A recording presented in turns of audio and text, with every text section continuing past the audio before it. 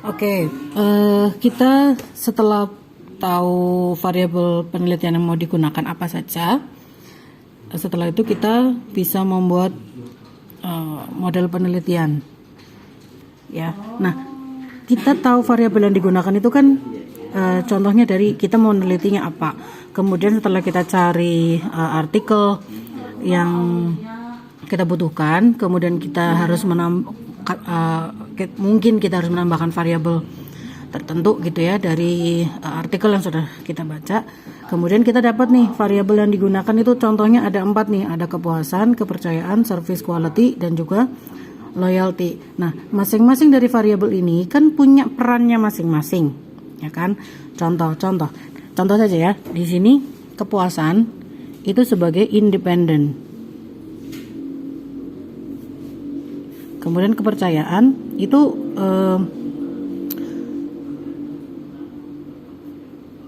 perannya dia sebagai pemediasi. Kemudian service quality ini sebagai moderasi. Sedangkan loyalty dia sebagai variabel dependennya. Nah, bagaimana kita menggambarkan model penelitian? Nah, setelah kita tahu perannya masing-masing ini ya, kita bisa gambarkan nih. Kita bisa pertama kita bisa tuliskan dulu ada kepuasan. Kemudian yang berikutnya kita bisa tulis variabel dependennya dulu. Ada di sini. Loyalty. Ya. Nah, kemudian kepercayaan dan service quality bagaimana menggambarkannya? Kalau kepercayaan bisa di sini. Sedangkan service quality bisa ada di sini. Nah, kita tinggal membuat garisnya. Kita buat garisnya itu tidak bisa sembarangan ya. Nah, kita buat ini dulu.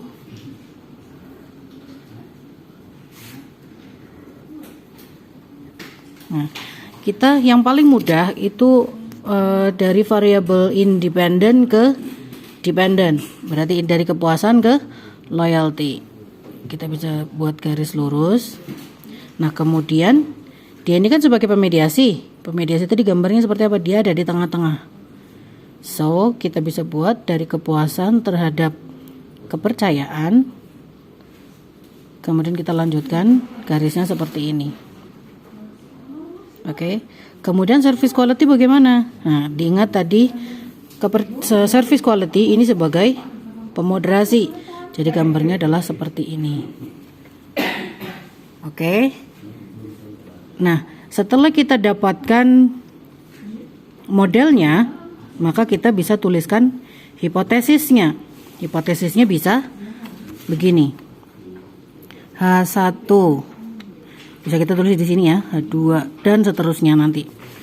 Tapi sebelum kita tuliskan di sini, kita bisa berikan tanda H1, H2, H3 dan seterusnya pada model penelitian ini nih.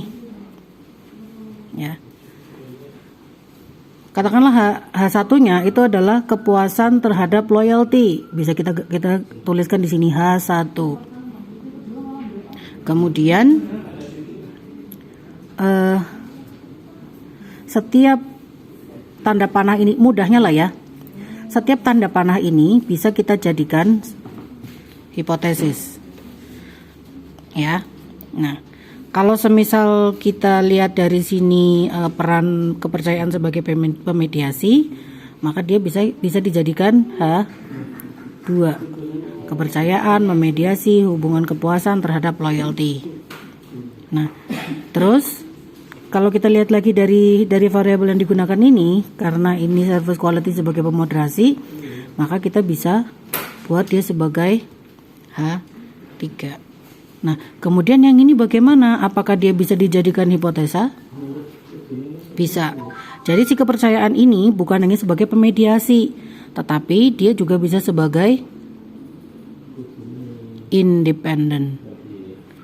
Di sini kita bisa tuliskan H4. Nah, kemudian kalau yang ini bisa atau tidak? Dari kepuasan terhadap kepercayaan, apakah bisa dihitung? Apakah kita bisa buatkan hipotesanya? Bisa. Kita tinggal buatkan H5.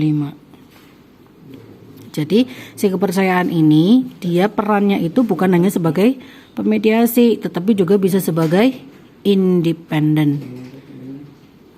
Tapi bisa juga sebagai dependen. Karena apa? Kepuasan terhadap kepercayaan. Jadi di sini dependennya ada berapa?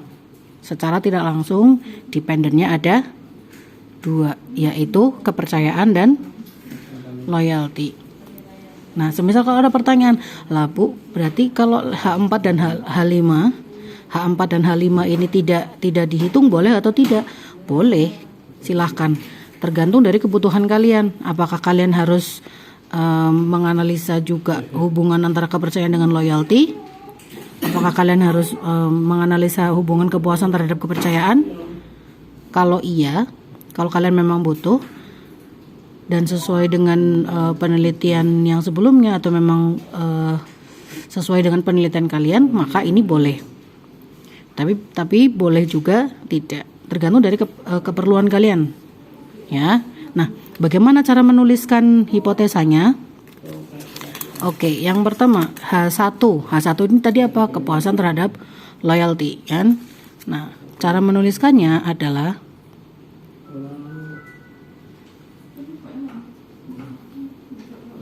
kepuasan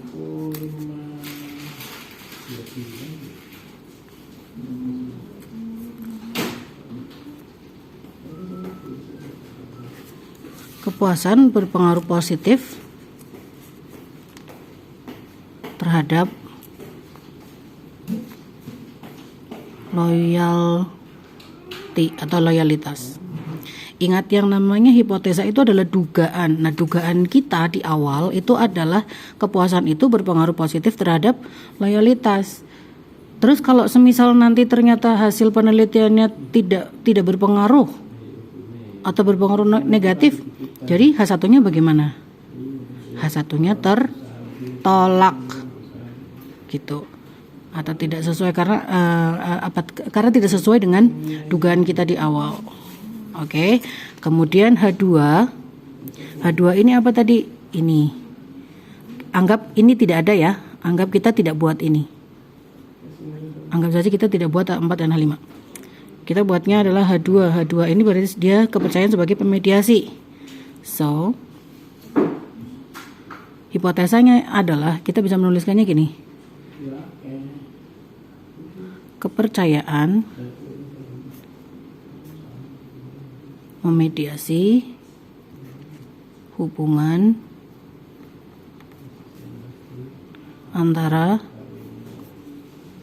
kepuasan terhadap loyalty. Ini jangan disingkat ya, jangan disingkat THD. Kemudian H3-nya berarti ini ya, service quality memoderasi hubungan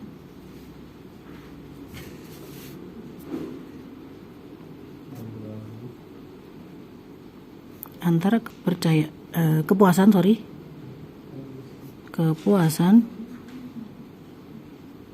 terhadap loyalty, seperti ini. Oke.